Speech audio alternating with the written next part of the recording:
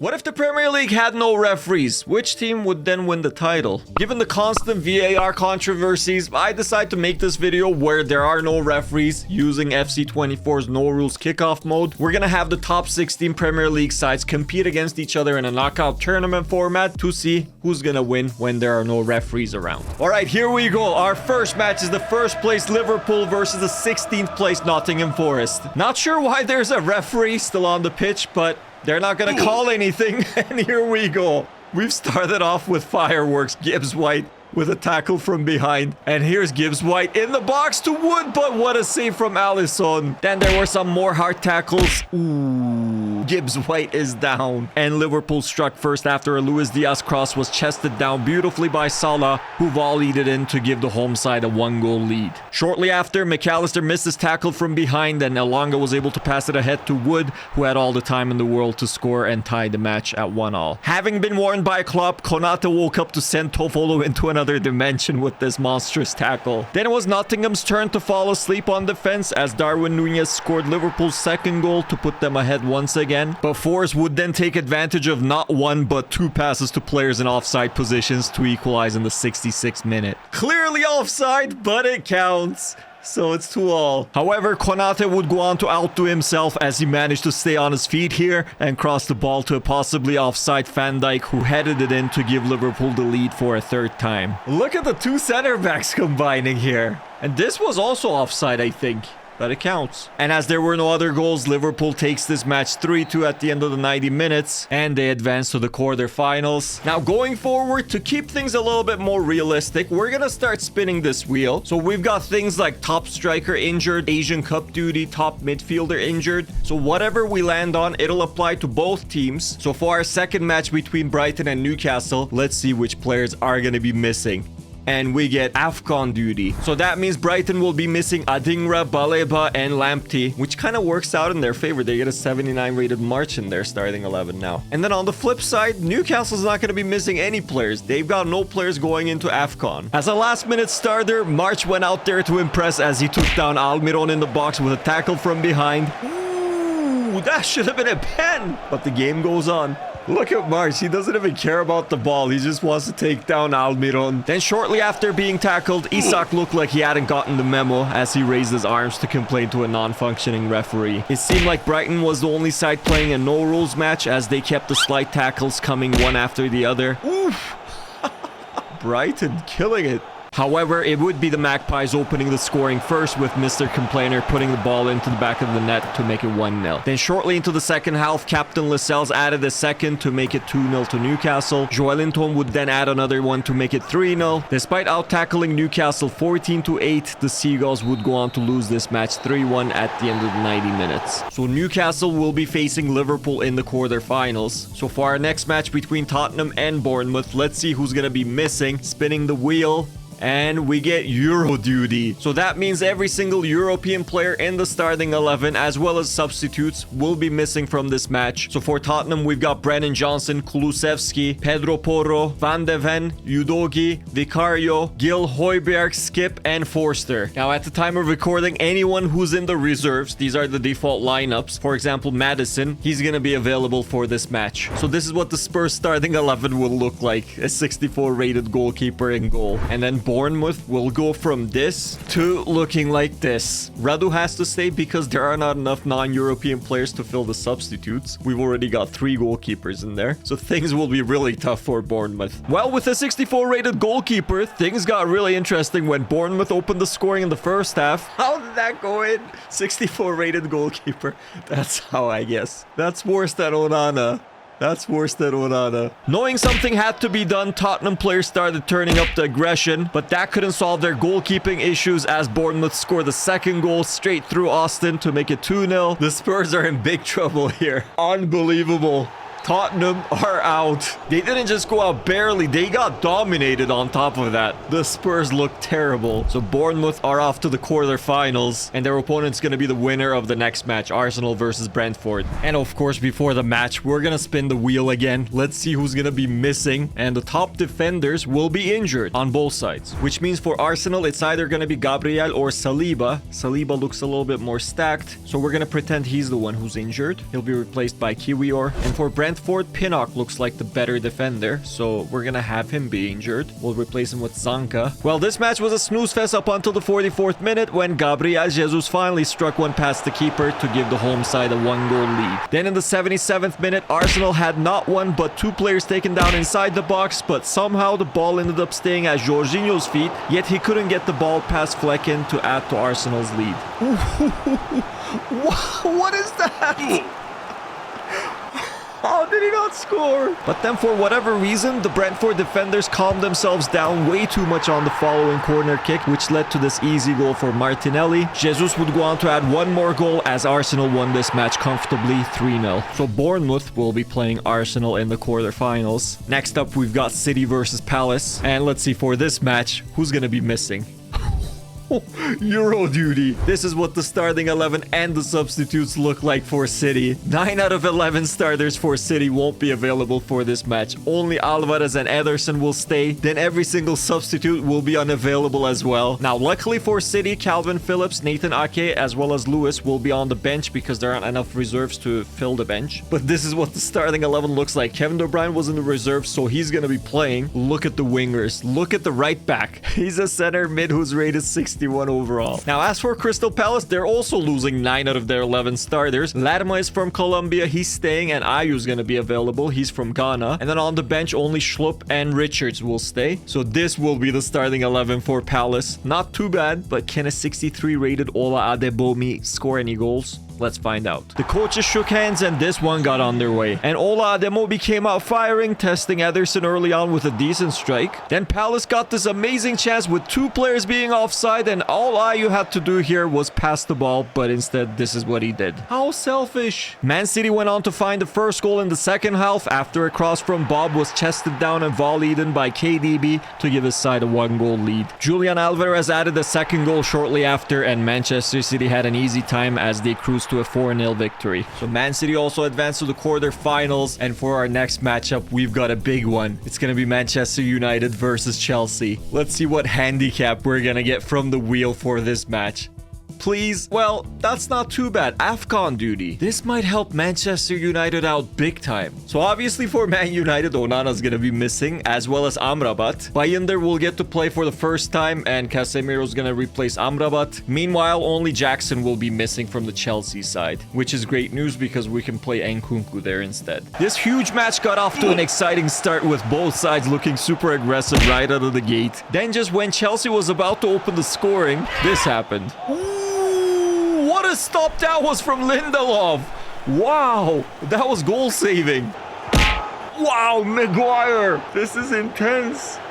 This is the most intense match so far. And here's Nkunku about to score, but what a terrible decision not to shoot. What a through ball. Anthony. Wow, this game is too realistic. Not much went on in regular time besides some saves and some missed opportunities. Then in extra time, instead of goals, successful slide tackles seemed like they mattered more. If this was the case, Chelsea would have definitely won this match by a landslide. But they wanted to guarantee the victory, so Nkunku decided to have a go and scored the only goal of this match to send Chelsea into the quarterfinals. Well, after beating Manchester United, Chelsea will be taking on Manchester City in the quarterfinals. But our next match for now is West Ham United versus Wolverhampton Wanderers. And for this match, the top midfielder from both sides will be missing. So for West Ham, that means it's going to be Alvarez. I've shifted some players around, so Ben Rahma will get to play. And for the Wolves, Lemina will give way to Bellegarde in center mid. Neto opened the scoring in the 20th minute as he made it 1-0 to Wolverhampton. Then a clearly offside Mohamed Kudus equalized for the Hammers in the 66th minute with a header. Offside or not, what a ball from Zuma though. There were no other goals to speak of, so this one ultimately had to be decided by penalties. It was goal after goal from both sides until... Ooh. So it's all up to Ait Nouri, and he can't score.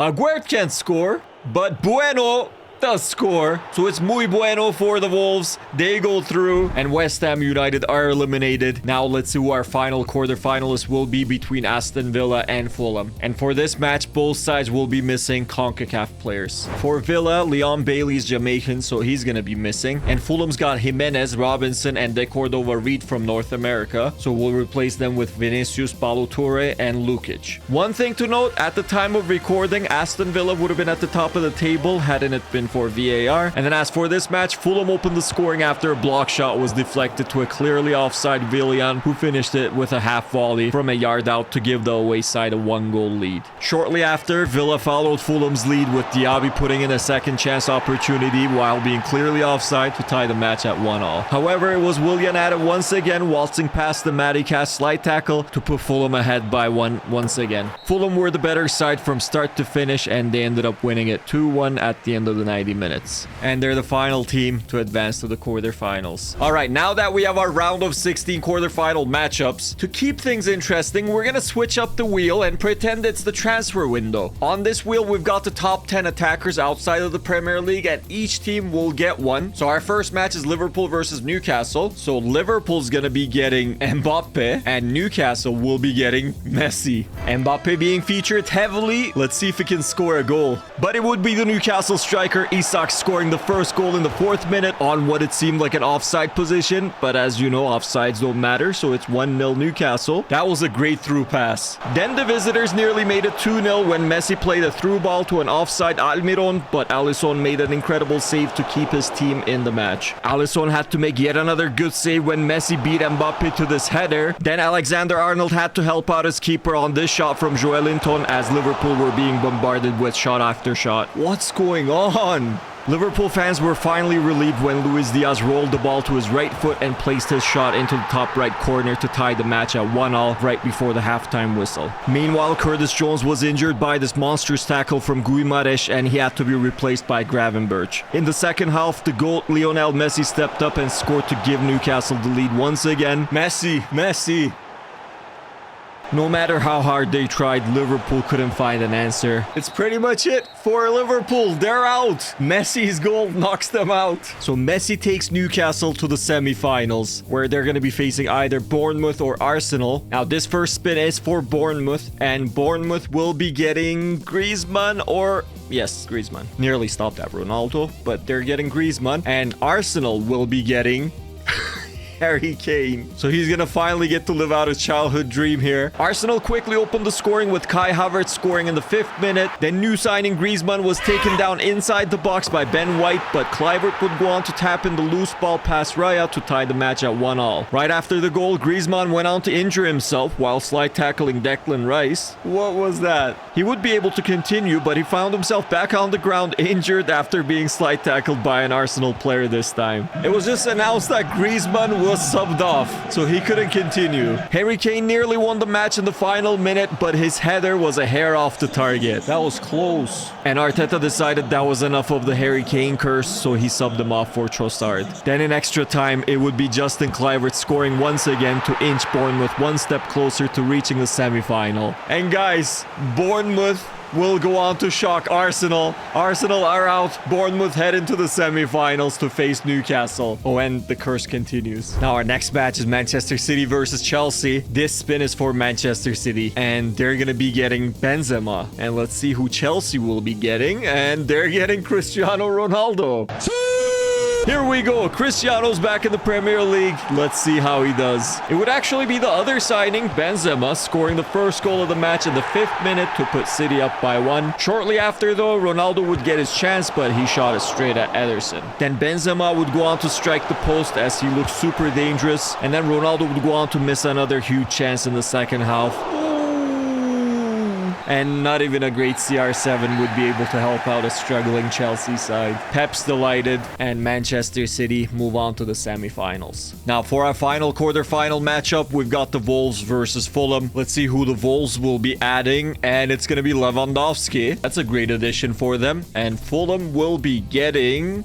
It looks like Neymar. Both signings were the center of attention as this match got underway. Fulham opened the scoring with a low-driven shot from Jimenez to take the lead in the 28th minute. Then Hwang Hee-chan hit the post from a short distance out. Unlucky for the Wolves. How unlucky. Fulham then took a 2-goal lead as Jose Sal looked like he took a page out of Onana's book. Wolverhampton pulled one back with Lewandowski in the 73rd minute to make it 2-1. Definitely offside, but definitely a goal. However, Callum Wilson put the nail in the coffin after a great through ball from Neymar as Fulham sailed off to the semis with a 3-1 victory at full time. Well, at this point, the current title holders are still in it. Referees or not, they've still made it to the semifinals. Can any one of these teams be able to stop them? But first, we'll have to see Newcastle versus Bournemouth. Messi looked amazing in the last round, but will he be able to stop Bournemouth's fairy tale run here? Griezmann certainly made it harder when he scored early on from an offside position to give his team a 1-goal lead. The momentum's really behind them now. Can they go all the way? That's all I'm wondering here. Shortly after, shocking everybody in the stadium, Bournemouth found themselves 2-0 up when Traore tapped in a ball past Dubravka. Wow. The cherries came out firing. Unbelievable. Newcastle finally decided to wake up when an offside Isak passed the ball across the penalty box to Gordon for an easy tap-in as the Magpies pulled one back to make it 2-1. That's more like it from Newcastle. However, in the second half, Griezmann put his team ahead by 2 goals once again following some bad defending from Newcastle. Griezmann, well on his way to the final with Bournemouth. What poor defending. Come on, slide tackle right there. I don't understand. I've turned up the aggression as much as I could with my own mod, yet they still want to follow rules sometimes. I don't know. Then Neto stepped up big time to deny Guimaraes a goal, and on the following corner kick, he came up huge once again. Wow. I think this could be the final attack. Lionel Messi scores with his weak foot, but I think it's too late. And yes, the referee blows the whistle. And Bournemouth makes it all the way into the final. The fairy tale run continues. Will they win it? Well, we're about to find out which team they'll be facing as the other semi-final contest kicks off here. And early on, a Fulham shot was blocked by Ruben Diaz's arm, and then a huge tackle took out Akanji. But hey, no referees, no VAR. And shortly after, Haaland opened the scoring to give City a 1-goal lead, and then this happened on Fulham's first attack of the second half. Ooh, hey, they still have the ball though. Wilson, and that's offside, but we have no offside. It's a goal. Raul Jimenez ties things up here. That was an incredible sequence of play when it comes to a no-referee match. And look at Raul Jimenez right there, offside. But it's a goal. 1-1. Here comes City. That's a good pass to Haaland then. What a goal. Good way to respond. Benzema with a great assist. Fulham trying to tie things up again. Kearney to Willian. Willian shot. It hits the post. Willian took the ball away again. Here's Wilson. Ederson saves it. This is the final attack. Raul Jimenez lost the ball. And Fulham are out. Manchester City will face Bournemouth in the final. And for this final, we're at Wembley. Bournemouth versus Manchester City. At the beginning of this video, we asked which team would win the Premier League if there were no referees. And it's going to be either Bournemouth or Manchester City. So far, no goals. Bournemouth has the ball. They have the ability to shock the world, I think. The way they're playing, it's been decent. Ruben Diaz intercepts there, though. Now, City come the other way. De Bruyne, the pass to Benzema. Benzema to Haaland, and there's the first goal of this match. Nearing the end of the first half, Bournemouth have a chance, but Rodri with a good tackle. And the first half ends 1-0. Now, in the second half, City's coming with Doku Neto with a good save. Here comes the corner kick. And Akanji's header hits the post. Then Rodri played a beautiful pass to Doku, who somehow couldn't score. How did he not score there? Then Justin Kluivert displayed a bit of magic here. Ooh, what a pass! Oh, what a miss! Griezmann! But what a pass that was from Kluivert. Now it goes to Cook. Cook, good pass to Kluivert. Kluivert's taken down, but Bournemouth still have the ball somehow. Terrible shot. And the ball lands at Haaland's feet. He's about to end things, but Neto saves it. Oh, wow. This has to be 2. This has to be 2. Haaland, Neto initially saved it. What a goal. What a volley. Half volley. And it's 2-0. Well, there's the answer to our question. Who would win the Premier League if there were no referees? And it would be Pep Guardiola's Man City once again. Now, if you enjoyed this video, please don't forget to watch this one. I'll see you in the next one. Don't forget to subscribe. Take care.